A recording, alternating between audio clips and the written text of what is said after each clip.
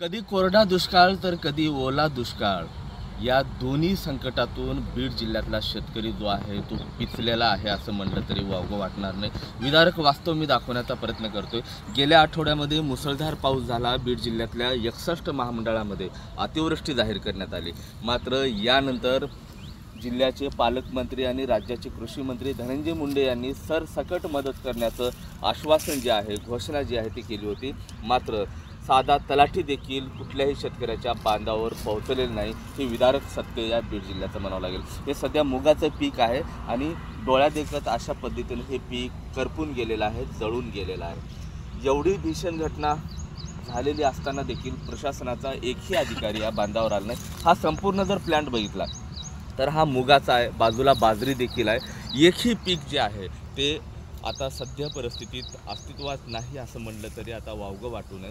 संपूर्ण जो परिसर आहे, काही भाग जरी हिरवा दिसत असला तर अक्षरशः पूर्णपणे जो पीक आहे, जे शेंगा आहेत ते करपून गेल्याचं आपल्याला पाहायला मिळतं। एकंदरीत परिस्थिती पाहता कुठंतरी आता प्रशासनानं बांधावरती आलं पाहिजे आणि शेतकऱ्याचा पंचनामा करून सरसकट मदत दिली पाहिजे, अशी आर्त हाक जी आहे ती सध्या बीड जिल्ह्यातला शेतकरी करतोय।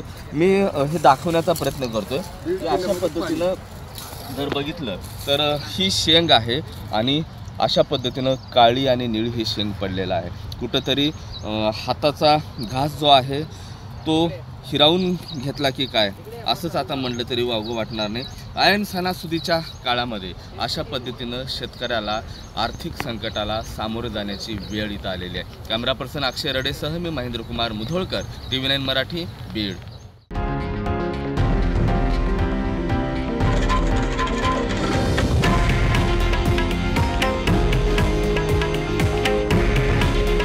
हे आहे देशातील नंबर 1 न्यूज नेटवर्क आणि आपण पाहत आहात TV9 मराठी।